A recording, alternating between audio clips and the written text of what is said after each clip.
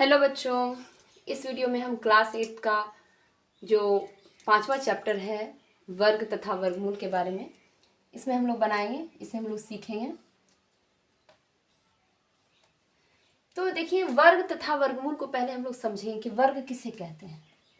वर्ग यानी स्क्वायर क्या है। अगर हमारे पास कोई भी संख्या हो, कोई संख्या 1 से लेकर 1 2 3 4 डॉट डॉट डॉट डॉट, संख्याएं तो अनंत होती हैं। कोई संख्या मान लीजिए n है, नेचुरल नंबर। तो यदि कोई संख्या n है, यदि इसका एक तरह से हम इसे पहले समझेंगे कि वर्ग होता क्या है, वर्गमूल क्या होता है, उसके बाद हम इन सवालों को हल करेंगे। यदि कोई संख्या n है तो n को उसी से, यानी कि n को n से ही, तो n को उसी से गुणा करने पर, क्या करने पर, गुणा करने पर, देखिए गुणा करने पर n स्क्वायर प्राप्त होता है। और अब ये देखिए n स्क्वायर कैसे प्राप्त होगा, तो n गुना n करेंगे तो होगा n पर स्क्वायर, क्योंकि कोई भी संख्या पे हमेशा एक पावर रहती है 1, हमेशा एक घात 1 रहती है। तो गुना में पावर क्या होता है, जुड़ता है। x गुना x कर रहे हैं, कोई भी संख्या मान लीजिए x गुना x कर रहे हैं, तो इन दोनों के पास एक एक पावर है, ये 1 जुड़ जाएगा और हो जाएगा 2, यानी कि ये दोनों संख्याएं गुना होकर क्या होती हैं, स्क्वायर में आ जाती हैं। इन दोनों पर घात है, इन दोनों पर पावर है 1, और उसी संख्या पर ये दोनों पावर क्या हो रही है, जुड़ रही है, बन गया x स्क्वायर। यानी यदि कोई संख्या n है हमारे पास, तो n को उसी से यदि हम मल्टीप्लाई करते हैं, गुणा करते हैं, तो n स्क्वायर प्राप्त होता है, और n square is equal to m है, और m क्या है, तो n स्क्वायर यानी उसका वर्ग है। तो देखिए, इसे ही हम लोग समझ रहे थे कि कोई संख्या n है तो n को उसी से हम अगर मल्टीप्लाई करेंगे तो n स्क्वायर प्राप्त होगा। अब कहेंगे m बराबर n स्क्वायर। m क्या है, n स्क्वायर का वर्ग है। m क्या है, m n स्क्वायर की वर्ग संख्या है। वही तो हमें यहाँ पे निकालने के लिए कहा जा रहा है कि इन सबका आप वर्ग निकालिए, यानी कि 42 का स्क्वायर कीजिए। तो कोई भी संख्या को जब हम उसी से मल्टीप्लाई करेंगे तो उसका वर्ग प्राप्त होता है, उसका स्क्वायर प्राप्त होता है। तो ये वर्ग कैसे आता है, सभी पे एक पावर छुपी रहती है 1, और जब गुना होता है तो दोनों पावर जुड़ जाती है, एक्स स्क्वायर बन जाता है। ठीक है, तो n इंटू n जब करेंगे तो n स्क्वायर होगा, और ये n स्क्वायर क्या है, एक संख्या है, और वो है n स्क्वायर क्या है, n स्क्वायर की वर्ग संख्या। ऐसे हम लिख सकते हैं कि इस m लिखिए, m बराबर n स्क्वायर, तो m क्या है, n की वर्ग संख्या है, तो n स्क्वायर नहीं, n की वर्ग संख्या, ये तो हमको मिस्टेक लग रहा था। तो n का वर्ग क्या हो गया, m हो गया। अगर हम लिखेंगे कि n का वर्ग निकालें तो m बराबर n स्क्वायर से कर सकते हैं। तो अब कहेंगे कि m जो है ना, n का वर्ग संख्या है। अब इसे हम लोग फाइंड करें। तो कोई भी संख्या का जब हम वर्ग निकालेंगे तो उसको हम उसी से मल्टीप्लाई करेंगे। तो देखिए, हमारा क्वेश्चन दिया हुआ है, इसका हम करेंगे सॉल्यूशन। इसे आप लोग खुद भी कर सकते हैं, केवल मल्टीप्लाई ही करना है। सबसे 1 नंबर का 42, तो 1 नंबर का प्रश्न हमारा ये है 42। ठीक है, तो 42 का क्या निकालना है, वर्ग निकालना है। कैसे निकालेंगे, तो 42 का करेंगे स्क्वायर, यानी 42 इंटू 42, इस प्रकार से हम निकालेंगे इसका वर्ग। इसका गुणा कीजिए, 2 दूनी 4, 2 चौका 8, 2 चौका 8, 4 चौक 16, 4 8 16, 1764। इसी प्रकार से बच्चों आपको इन सभी का वर्ग निकालना है। काफ़ी इजी मेथड है। 42 के बाद है 46। चलिए निकालिए 46 का वर्ग। तो 46 का वर्ग कैसे निकालेंगे, यानी 46 का स्क्वायर, 46 इंटू 46 करेंगे। थर्ड भी है, इसे आप कैलकुलेट कीजिए और फाइंड कीजिए। 58 का स्क्वायर निकालेंगे तो 58 इंटू 58, इसी तरह से आप इन सब का वर्ग निकालिए। ये काफ़ी इजी है, काफ़ी इजी है इसे ज्ञात करना।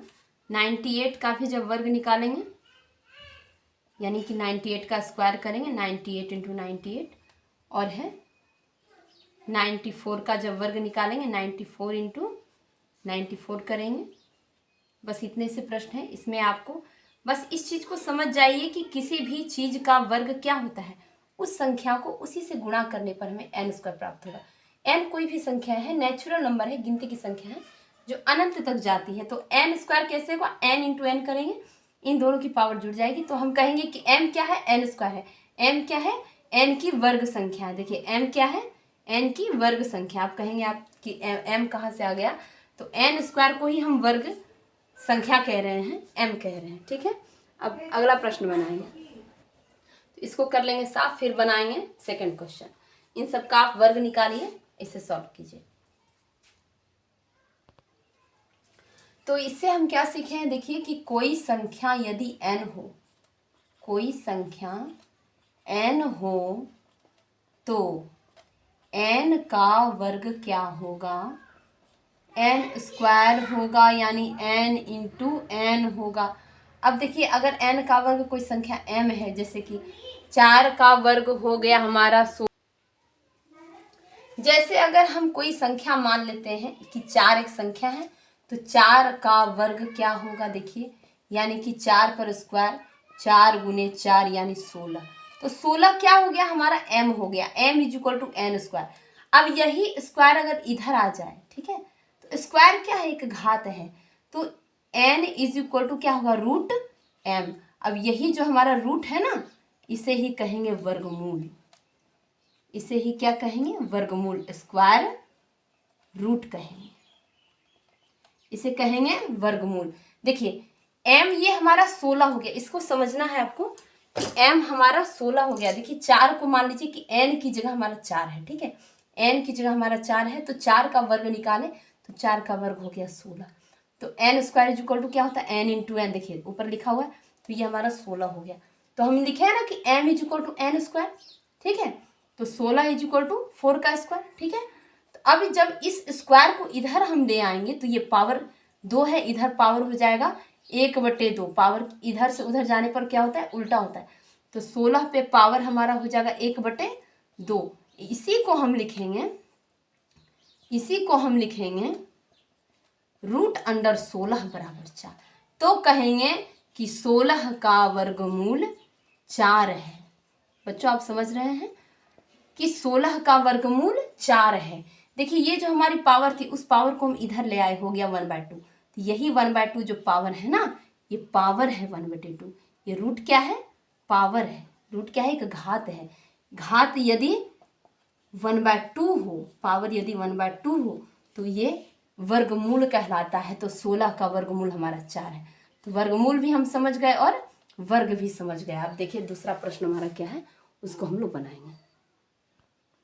तो ये देखिए वर्ग भी समझ गए कि n का वर्ग n square, n into N, और m हो गया हमारा n स्क्वायर, m हो गया हमारा, m एक अलग संख्या निकल जाती है। जब दो संख्या को गुना करते हैं तो एक अलग संख्या प्राप्त होती है, 16 प्राप्त होती है, तो वही हमारा m हुआ। तो ये रूट m जो है, यही रूट हमारा हो गया वर्गमूल, स्क्वायर रूट हो गया।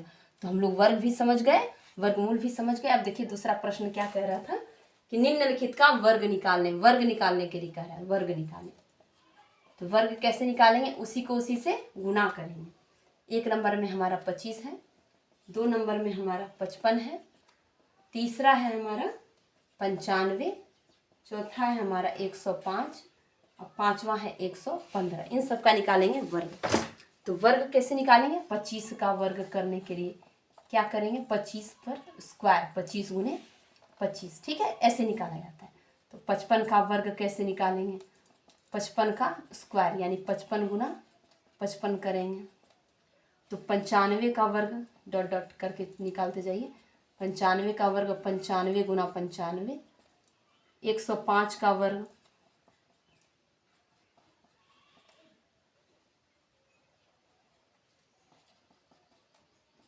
105 गुना 105, ऐसे करेंगे, या फिर ये स्टेप छूट गया 105 का स्क्वायर।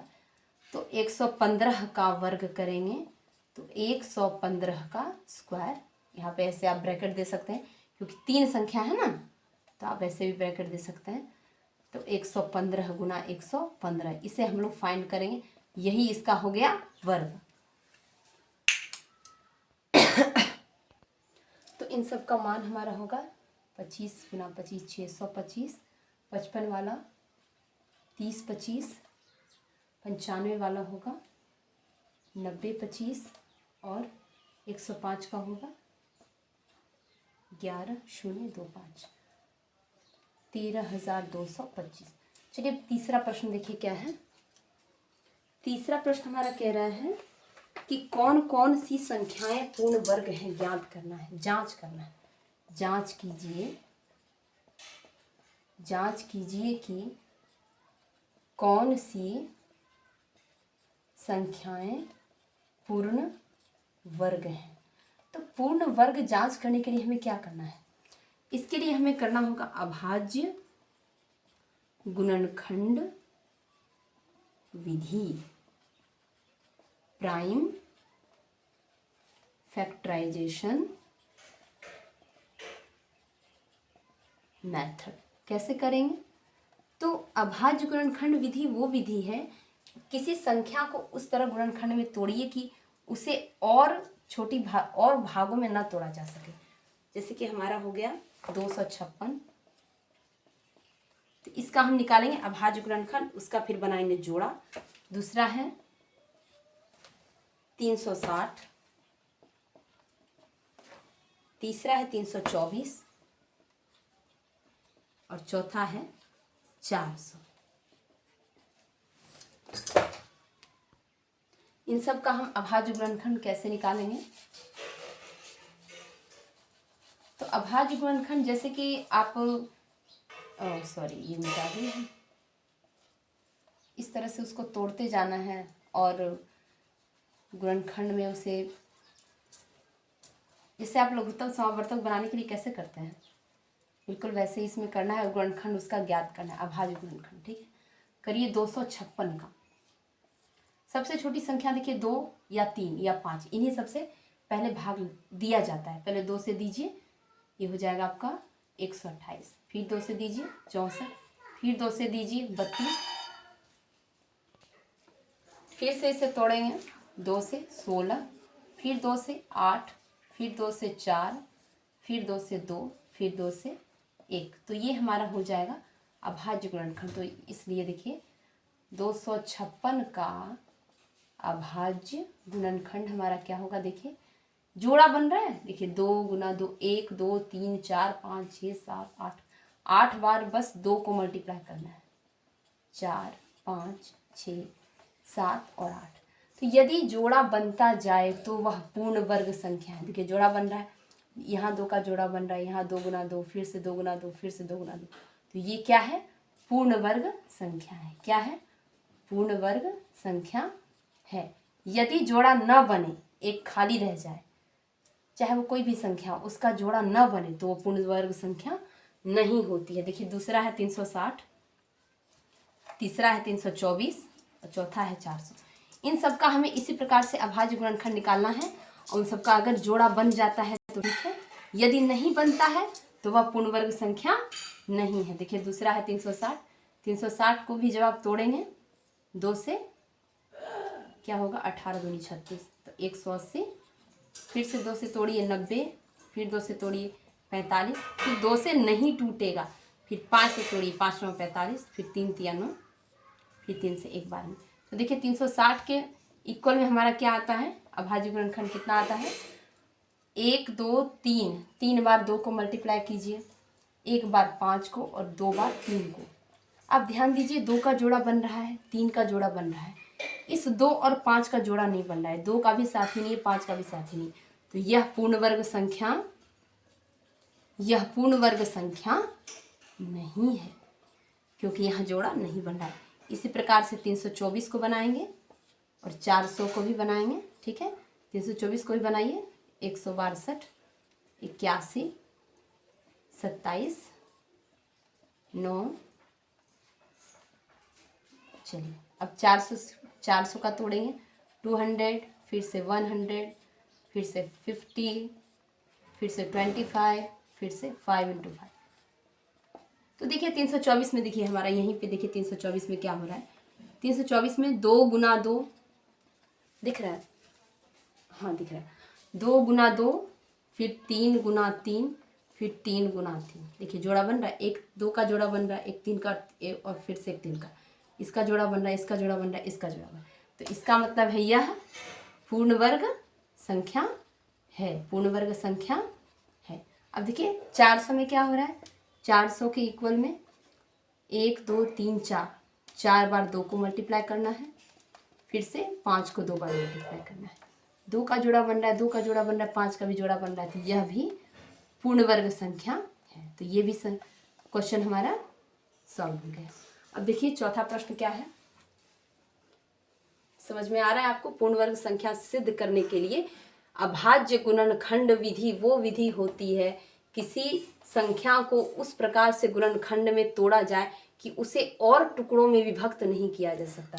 आप क्या इस संख्या को और टुकड़ों में बांट सकते हैं? नहीं बांट सकते, क्योंकि यह अभाज्य गुणनखंड हो चुका है, अब इसे और टुकड़ों में नहीं बांट सकते। तो यदि जोड़ा बन रहा है तो पूर्ण वर्ग संख्या है, और यदि जोड़ा नहीं बन रहा है, देखिए यहाँ जोड़ा नहीं बन रहा है तो पूर्ण वर्ग संख्या नहीं है। चलिए नेक्स्ट बनाते हैं।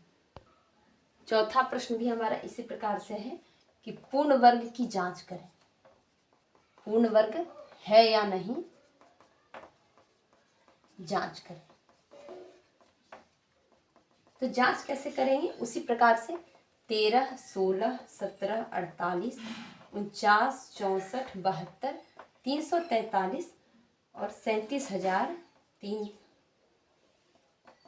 देखिए 37 37 58, इन सब का निकालेंगे अभाज्य गुणनखंड। ठीक है, इन सब का क्या निकालेंगे, अभाज्य गुणनखंड। उसके बाद जांच होगी कि ये पूर्ण वर्ग है अथवा नहीं। देखिए 13 तो एक अभाज्य संख्या है, 13 स्वयं और एक को छोड़कर किसी और से विभाजित नहीं होगा। 16 में देखिए 2 दूनी 4 दूनी 8 दूनी 16, 17 में 17 गुना 1, 48 में 2 दूनी 4 दूनी 8 तिया 24 दूनी 48, तो 2 दूनी 4 दूनी 8 तिया 24 दूनी 48। 49 में देखिए 7 गुने 7, 64 में देखिए 8 गुने 8, 72 में देखिए 8 गुने 9, या फिर ऐसे करिए 2 दूनी 4 दूनी 8 3 गुना 3। 343 में देखिए 7 सती 49 सती 343। अब इसको हम तोड़ेंगे। ठीक है, तो इन सब का जब हम निकालेंगे अभाज्य गुणनखंड तो देखिए ये हमें प्राप्त होता है। तो ये भी पूर्ण वर्ग नहीं है। देखिए जोड़ा नहीं बन रहा है, इसका जोड़ा बन रहा है तो पूर्ण वर्ग है, हाँ। इसका जोड़ा नहीं बन रहा है तो ये पूर्ण वर्ग नहीं है। इसका देखिए जोड़ा बन रहा है नहीं, तो ये भी पूर्ण वर्ग नहीं है। इसका देखिए जोड़ा बन रहा है तो ये पूर्ण वर्ग है। इसका जोड़ा बन रहा है तो पूर्ण वर्ग है। इसका देखिए जोड़ा बन रहा है नहीं, ये 2 छूट रहा है तो ये भी पूर्ण वर्ग नहीं है। ये देखिए 3 आ रहा है, इसका भी एक जोड़ा चाहिए, नहीं है, तो ये भी पूर्ण वर्ग नहीं है। ठीक है, समझ रहे हैं।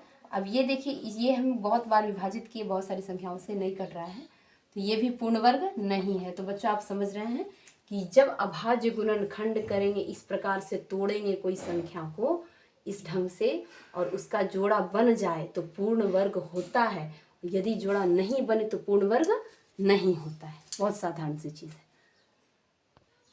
देखिए बच्चों ये 5वां प्रश्न है हमारा। देखिए कहा जा रहा है कि निम्न में कौन सम संख्या के वर्ग है।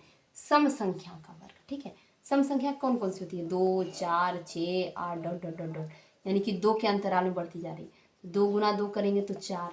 अब सम संख्या रहेगी तो इकाई वाला, तो लास्ट में तो इकाई ही रहती है ना। देखिए इकाई दहाई सैकड़ा, तो इकाई देखिए यहाँ 9 है, तो क्या 4 को 4 से गुना करने पर 16 आ रहा है, 6 को 6 से गुना करने पर 36 आ रहा है। तो अगर कोई सम संख्या रहेगी तो जब वो मल्टीप्लाई होगी तो सब इसी तरह से ना मल्टीप्लाई होगी, तो किनारे वाला जब मल्टीप्लाई होगा तो वो क्या आएगा, 9 आएगा। कभी 2 4 6 8 किसी से गुना करके कभी 9 लाएगा तो नहीं। इकाई वाला डिजिट यदि हमारा सम है, देखिए एक चीज़ है, इकाई संख्या यदि सम हो तो संभव है कि वो सम संख्या का वर्ग, संभव है कि सम संख्या का वर्ग हो सकता है। वो भी पूरा जांच करने के बाद सम संख्या का वर्ग हो सकता है। ऐसा नहीं है कि कोई भी संख्या लिख दी है 26 लिख दिया तो 26 हो गया। 36 होती है पूर्ण वर्ग संख्या, पर 26 नहीं होता है। तो ऐसा नहीं है, केवल सबसे पहले ये देखिए कि इकाई वाली संख्या सम है अथवा नहीं।